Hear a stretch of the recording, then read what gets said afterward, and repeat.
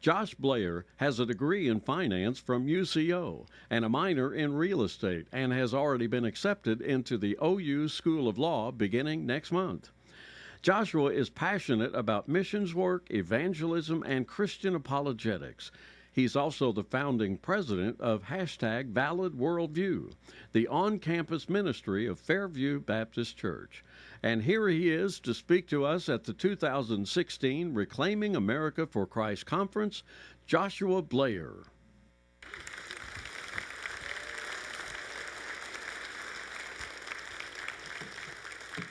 Thank you very much for having me this morning. I'm actually very, very excited to be here with you. Since I have 19 minutes now, I'm going to jump right into things.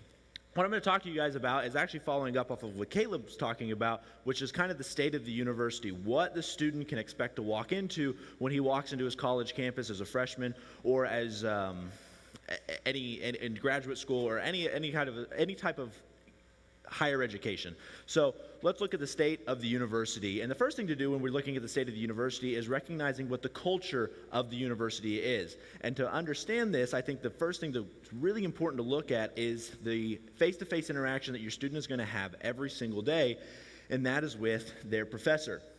So I will never question my liberal professor. A few years ago, there was a study that was released as far as what the political identification of professors were at a national level. And what they found was that 64% of professors identified as either liberal or farther left than that. Now, granted, this is a national study, and we are in the state of Oklahoma, and this takes into account, places like New York and California, and the most liberal among us. So what does it look like more closer to home? Well, 2 years ago, a similar study was done at the University of Oklahoma to see what our political identification of our professors were. And this was actually not accurate. At the OU, it was worse. 70% of our professors at the University of Oklahoma identify as liberal or farther left than that. Now, let me tell you what that means. That means that your professor, that 70% of the time, your student is going to come face-to-face with somebody that believes in socialism, communism, that abortion on demand is right, that government is the solution to everything. And that is an issue. But what I think is more of an issue is actually our next slide, which is that in other studies, when they tried to find, well, what's the religious identification of our professors, that it correlated almost exactly, that 64% of professors also identify as atheist or agnostic. So what is your student walking into? Well, he's walking into a worldview of atheistic communism on the worst end and socialistic agnosticism on a better end. Not exactly the greatest culture to be walking into. Now, here's the deal. I don't really care what a professor believes if they can be objective. But what we are finding is that professors and universities are not able to be objective and instead are portraying their worldview onto your student and actually hoping to transform the mind of your student to believe a similar worldview. But the culture itself at the college campus has become rather hostile towards Christians. And let me explain to you what I mean by that. This is a list of court cases that I find extremely interesting. As a future law student, I like to look at court cases. And all of these that are up here, and I could list a lot more, have something very similar, but I'm going to talk about two of them in particular, and it's these top two right here. Thomas v. Boren, as in President Boren at the University of Oklahoma, and Cowboys for Life v. Sampson, as in Oklahoma State University Cowboys. So both of our Bedlam participants are represented well here. In both of these cases, what we find is that there is a Christian organization on campus that's doing nothing but acting according to their religious beliefs, and they are suing their respected university. Now, what are they suing them over? Well, they're suing them over discrimination, actually open discrimination against them for doing nothing but being Christians. Now, in all of these cases, but in these cases in particular, I have good news and bad news. The good news is that our Christian organizations won their court case. But the bad news about that is this. That means that there's enough evidence in the court of law to convict our universities of openly discriminating against Christians for doing nothing else but being Christians. That's the culture our students walk into. Not only that, though, some students decide, well, these student organizations, these Christian organizations, they're kind of, well, in your face maybe. There might be a pro-life group or a pro-family group or a Republican group. I don't know. They're doing something to tick off the university. They're taking the university head on. What if your student decides, well, I just kind of want to sink into the background. I don't want to take on the university. I just want to get my degree and get out. You might be able to do that, but you probably won't. Dr. John Patterson was a professor at the Iowa State University, again, one of our Bible Belt states, and he published a series of papers and essays over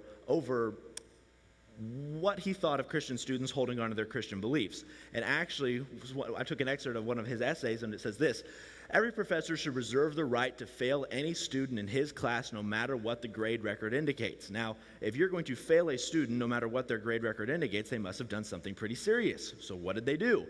For denying the facts of evolution or an earth age in the order of billions of years. So what is Dr. Patterson advocating for? You're my student, and I'm trying to convince you that evolution is true. But let's just say you said, you know what, I'm actually a rather intelligent human being, and I say that evolution is not true because I can look at science. Dr. Patterson's not content with that. If you do not fall into his worldview, he wants to reserve the right to fail you, almost threaten you into believing his worldview. And Dr. Patterson is not the exception. He might be more open about it than others, but he is not the exception to the rule because there are many other instances of different professors holding this belief. Dr. Michael Deeney at Texas Tech, another Bible Belt state, has advocated for the same thing, and I can give you a long list of this, but for the absence of time, I'm not going to. But it's very easy research. You can do it yourself. Well, what about the student that says, well, you know what, I'm going to avoid public education completely. I'm going to go to my small private Christian school, and I'm going to just live my life and not have to worry about this. Well, that might work for a time, but if you decide that, well, I want to go on to graduate school, I want to be a doctor, I want to be a lawyer, and I'm going to have to go to a public university or one of our more secular universities, do you get to escape it? No. Professor Julie R. Posselt recently went around and observed the admissions process of some of our highly ranked research schools in the country. I mean, our top of the top universities, the things that we are most proud of on the national scale. And one particular admissions board review stuck out to her. And I don't remember the name of the school, and she actually doesn't list it. But when it was going through the admissions process, there was a young woman who came from a small Christian school. Think about like an Oklahoma Wesleyan, for example. And the way that the admissions team described this girl, who was a self-described Christian, and again from a school that was known for their religious affiliation, some of the comments made about this girl was that she was a right-wing religious fundamentalist, and I would like to beat the college out of her. And despite her having superior scores than all the other candidates, she was denied admittance into this research university. Something that holds close to my heart as another example that actually happened to Cornell University as a young Christian man was trying to get into their law program. And during his application process, as he inserted his Christian beliefs, some of the remarks made about him were that the admissions team didn't want his Bible thumping or his God squatting on campus. Well, thankfully, for this young man's sake, there was actually a Christian on the admissions team, and he said, hey, this is actual discrimination. You guys can't get away with this. You see, what happens so much of the time is behind closed doors where we can't hear, we can't see. Discrimination against Christians happens all the time. But when it's come to light, they're not in the position yet to openly just, say no Christians allowed yet, but it's getting there. I want to talk a little bit about my experiences on campus. Because as you see from a national scale, discrimination happens against Christians at many different places. But what is, other than open discrimination, what's the worldview look like? What's the culture that you can expect if you come to the University of Central Oklahoma, the buckle of the Bible Belt in the heart of Oklahoma City? I could talk about how my English professor was, instead of talking about proper writing or how to format essays for the future of my college career, instead we decided to talk about the wonders of feminism and the oppression of the patriarchy, or how in my economics courses we talked about the glories of communism from my self-admitted communist professor. But I'm going to only talk about one example that's actually relevant to our next speaker, which is Dr. Jackson. A couple years ago, I think 2 years ago, actually, 3 years actually, this upcoming February, we had Dr. Jackson, who is one of the most intelligent human beings on the planet, according to his IQ. And when you hear him speak, you will agree. And we had him at the University of Central Oklahoma for an open forum with our atheist friends and other Christian friends. We rented out an auditorium and packed the house. There was actually, every seat was filled. It was standing room only. We lined the walls. I actually had to turn people away at the door for this event as we talked about Darwinian evolution, whether it was scientific or non-scientific. It was an awesome event. Again, atheists were there. Oklahoma Atheist Society was represented well. And obviously all sorts of Christian groups were there. And we talked and discussed intellect and knowledge and science and exactly what college should be.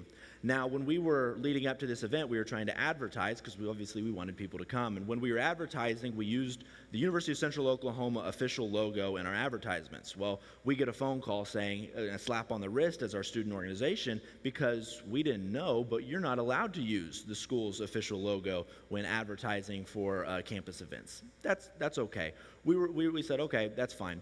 But what I found interesting was the same night that we were having our event, this event was going on. Now, this is a drag show. This is not your vroom vroom car drag show. This is men dressing up as women and parading around.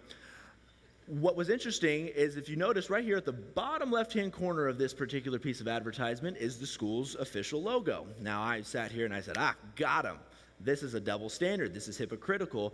I'm going to bring this to their attention, and we're going to get some justice on this. Well, I did bring it to the university's attention, and they said, you actually have no case here. And as they explained it to me, I actually didn't. Because no student organization was putting this event on. The university itself was putting this event on. So, as we are hosting an event, cross-faith event, people from all different sects of Christianity, our atheist club was represented, Oklahoma Atheist Society was represented, as we had this open forum discuss the ideas and the merit of Darwinian evolution, exactly what college should be. We received zero funding and actually got in trouble in our advertisement of this, but the university was able to use your tax dollars, my parents' tuition money, and pushing this event. And let me tell you, this was not a cheap event. This was held in Oklahoma City. This is actually a very well-known drag show, and they held it in Oklahoma City, and there was free shuttle rides for all of our students down and back from Oklahoma City, because obviously that was more important than actually our students being in class and doing their schoolwork. This is another thing. I've actually never talked about this before, so bear with me as I kind of formulate the next two slides. So this upcoming, you heard Dr. Piper talking yesterday about transgender bathrooms.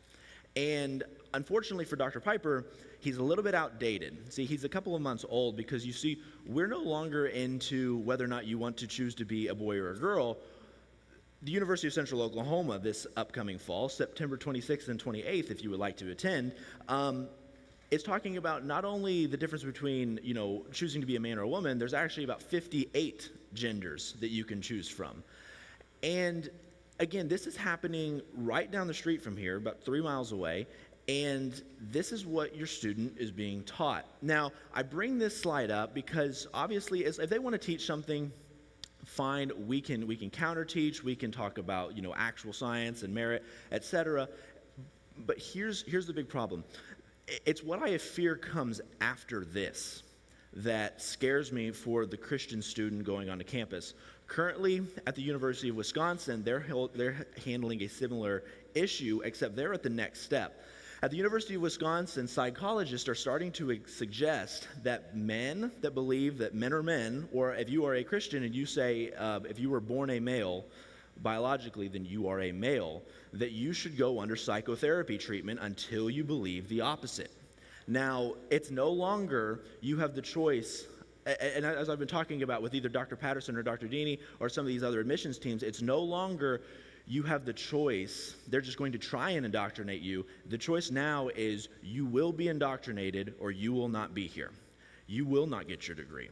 Now, that is what I fear is coming, and that's what we need to be aware of, one as a community, because this is happening in our own backyard, but also learn from the mistakes of these other states that have let it go too far.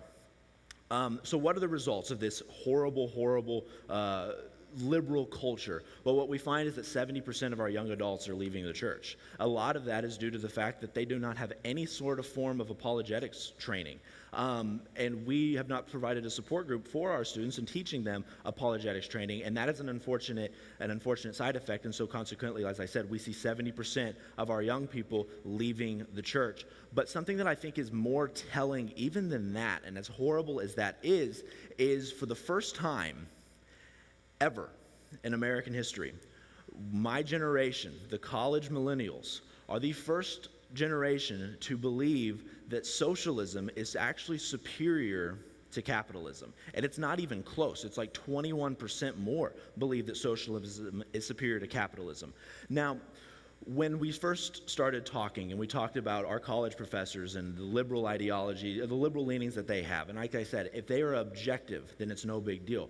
But what we are finding is that there's open discriminations against Christians, that when you're trying to get into graduate school, you might not get in no matter what your scores are, but just because you won't admit that evolution is true, or you will cling to your Bible and not deny Jesus, and there's negative effects on you for that. But not only that, we're seeing that if you try and just keep your head down and just don't want to get involved with anything, you just want to get your degree, they're still not letting you do that. They're still being objective to you. And that's an issue. And what we're seeing is that they are succeeding in their efforts to betray a culture, to brainwash a culture. So one thing that I hear so often, and especially when you look at stuff like this, when you look at these statistics, every year we graduate another older class into heaven, and every year a class of college graduates comes out with the message to go and change the world, and it's go and change the world for insanity, and they're succeeding. And so much of the time I hear, well, maybe we've passed the point of no return. Maybe we're too far gone. Maybe we just need to buckle down and pray for the rapture to come soon. And I will suggest that that's not the proper approach, or really a biblical attitude at all. I love the Book of Nehemiah because I think God gives us application to everything that we face in our life, especially whenever we feel like we are overwhelmed. The Book of Nehemiah is awesome.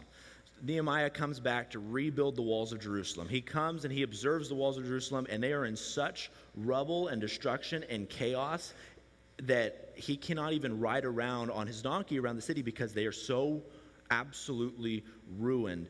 And it looked like an impossible task. There was no way they were going to rebuild the walls of Jerusalem. Actually, they were mocked by surrounding nations because they said, there's no hope. And really, the morale of Israel at the time was not very high because previously they had tried to rebuild the temple, and it says that the old men wept because their attempt to rebuild the temple, when they remembered the glory of Solomon's temple and the shack that was this new temple, it was like, why even do this? They stopped construction for 16 years. So morale's low. It's an impossible task. The outside world is mocking them completely.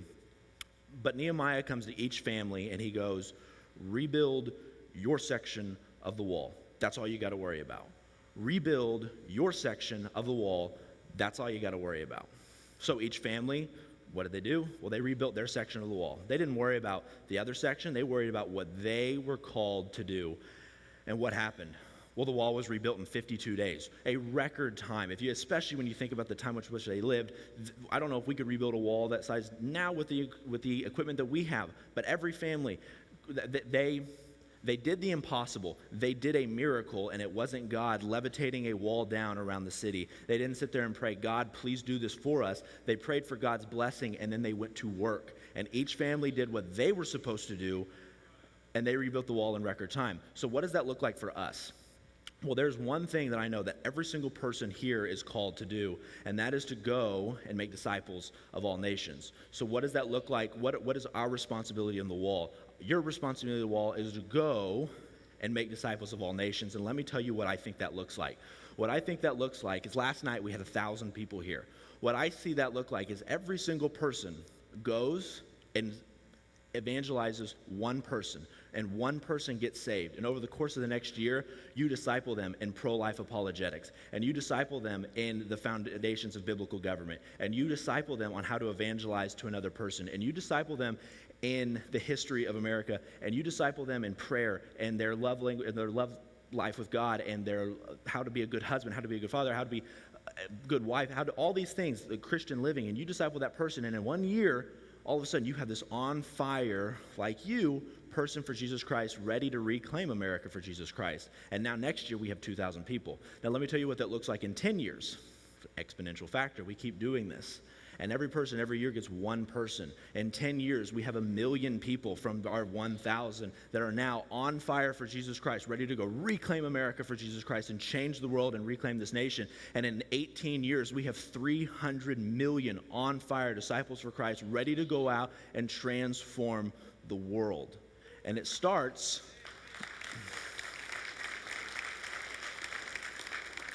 But here's the deal.